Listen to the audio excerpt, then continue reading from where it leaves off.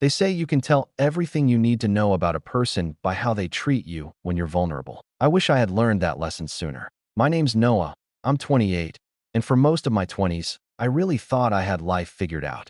I had a steady job as a UX designer at a mid-sized tech firm. I paid my bills on time. I was rebuilding my confidence after some rough teenage years, and I had a fiancée who I genuinely believed loved me. Her name was Claire. At first, Claire felt like the reward I didn't know I'd been working for. She was sharp, quick-witted, stunning in that effortless, I woke up like this kind of way. She walked into rooms, and people noticed.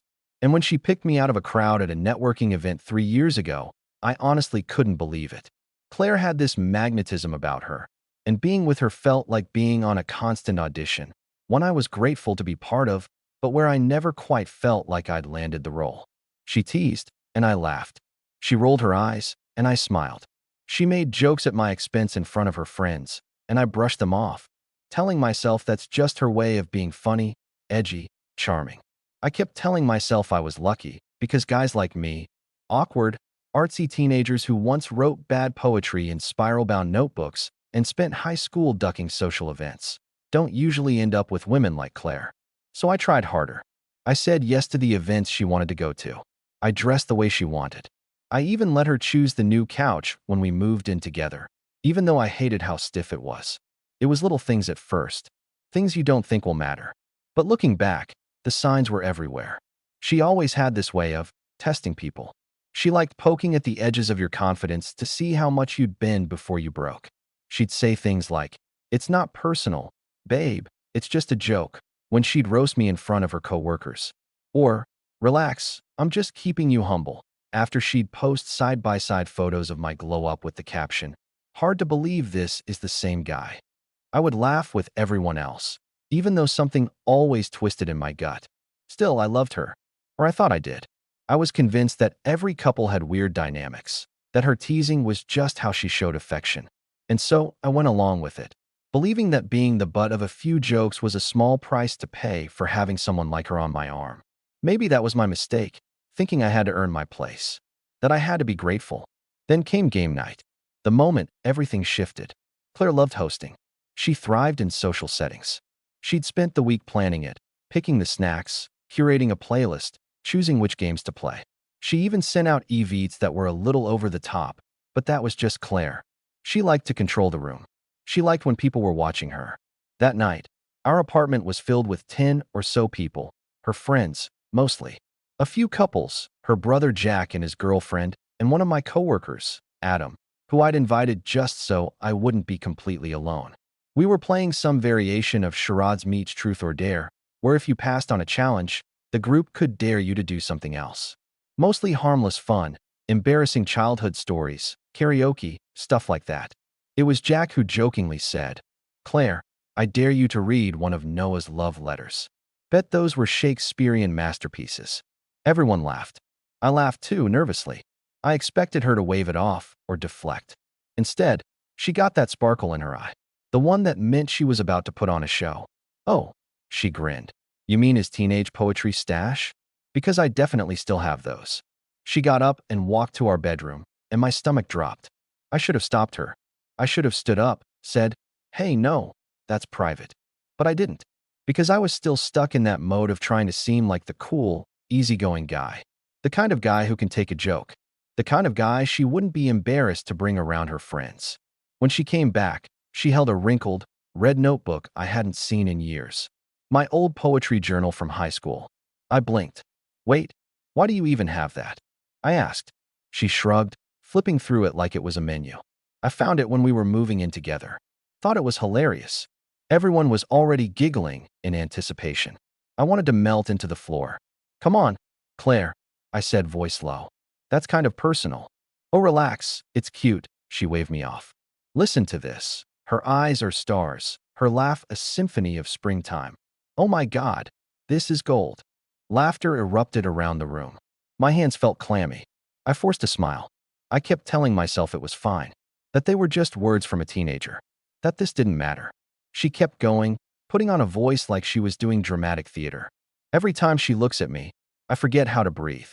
I think that's what love is supposed to feel like. Dangerous, dizzying, like falling forever. She doubled over laughing. Jack clapped. Someone fake swooned. I looked at Adam, my coworker, who gave me an awkward, pitying smile. I felt exposed. Not just embarrassed, but gutted. She wasn't just reading the words. I could have lived with that. She was mocking them. Mocking me. The version of me who dared to feel something real, even if he didn't know how to say it eloquently. Then came the line that broke something in me. She closed the notebook and said, "Honestly, he used to be so pathetic. Good thing I fixed him." Jack howled. "You were doing the Lord's work." That's when everything went still for me. I didn't even feel angry. I just felt hollow, like someone had opened a window inside my chest and let all the warmth out. I looked around the room and realized I didn't know who I was anymore in this version of my life. I'd become the punchline in my own story, and she was the one delivering it. So I stood up, smiled, walked over to Claire, kissed her on the cheek, and said, "You really killed tonight."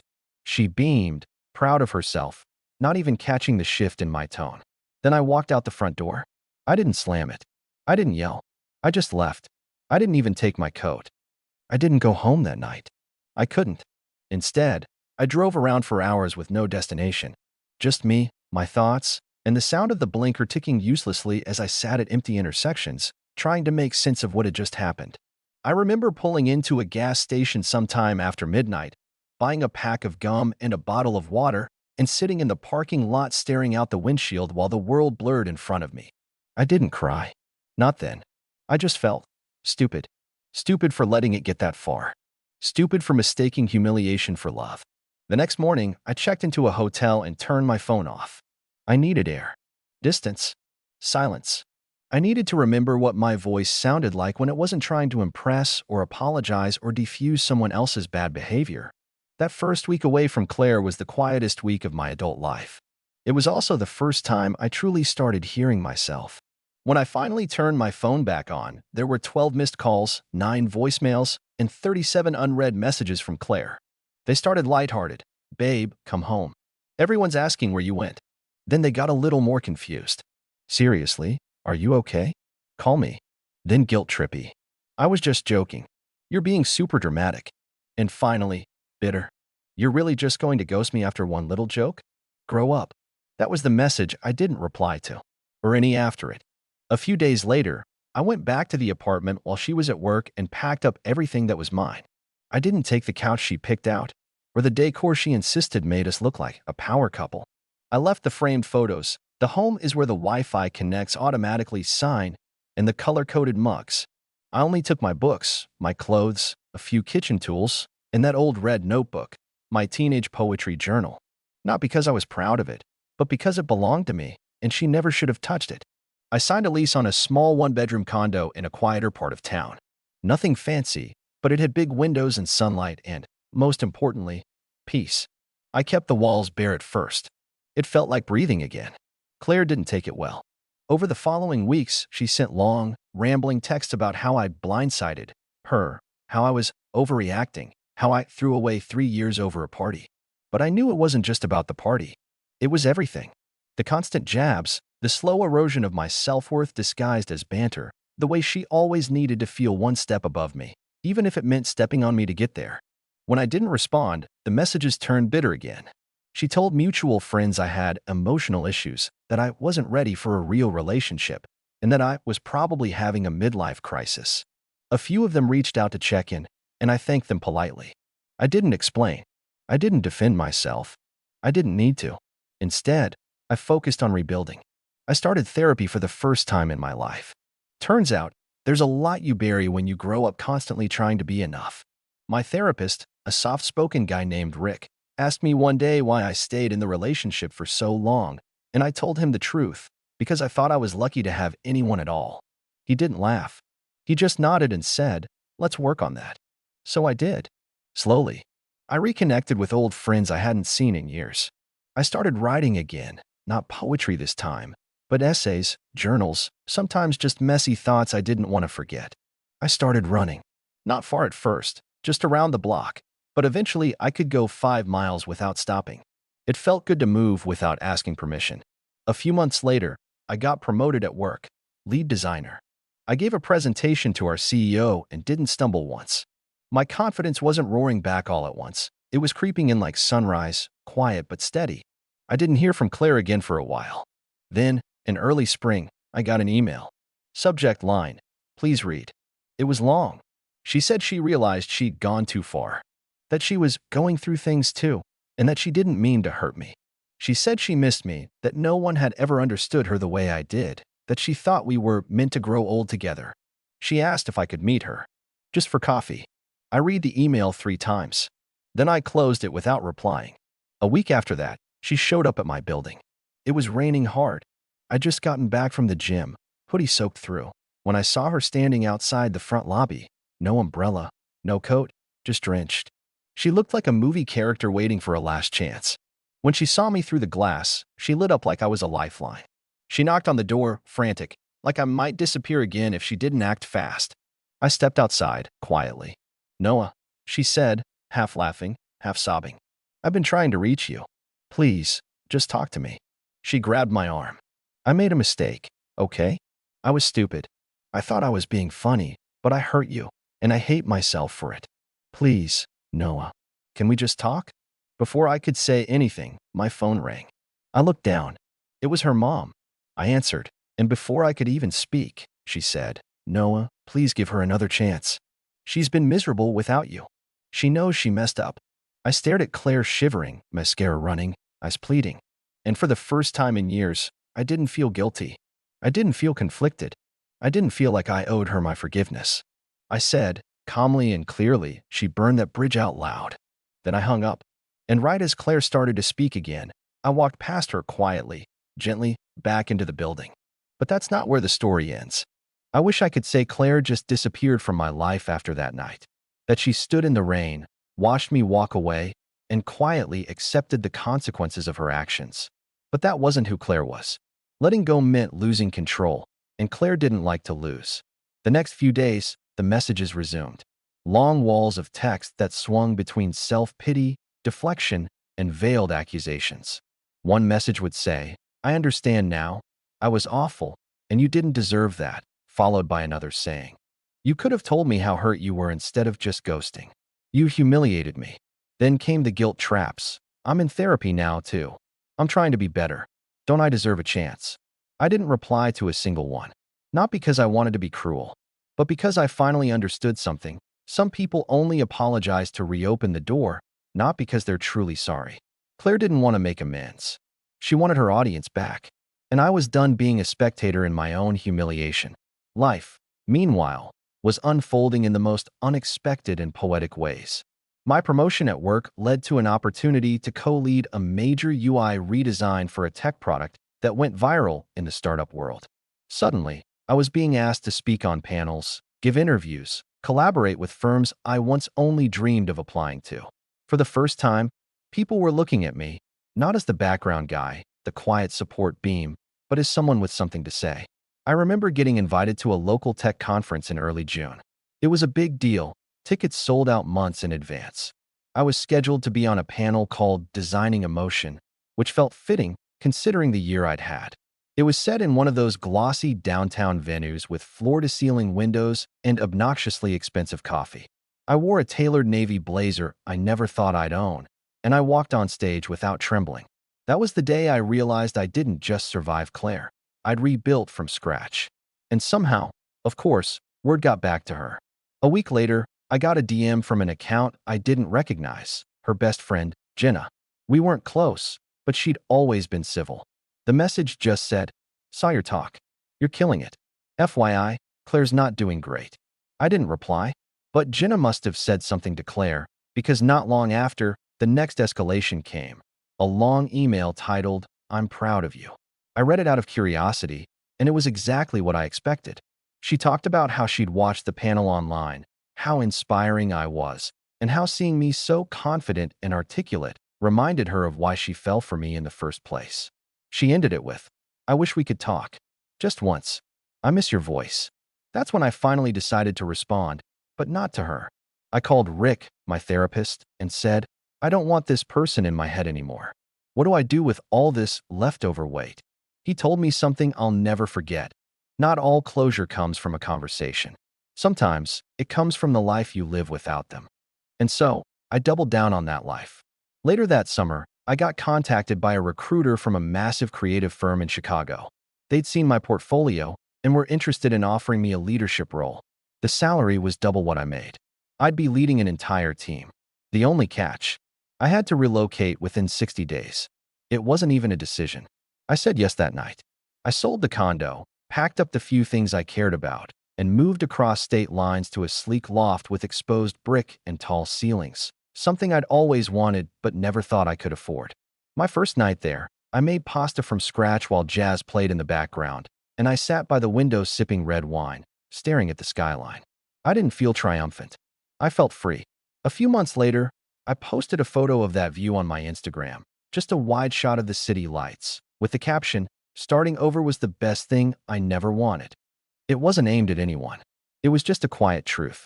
But Claire saw it, because 3 days after I posted it, I got one last message. Her name popped up on my phone again like a ghost I'd already buried. It simply said, "You really meant it. You're never coming back." I didn't reply, because some messages are meant to echo unanswered. A year after that fateful game night, I was flown to New York to speak at an international conference.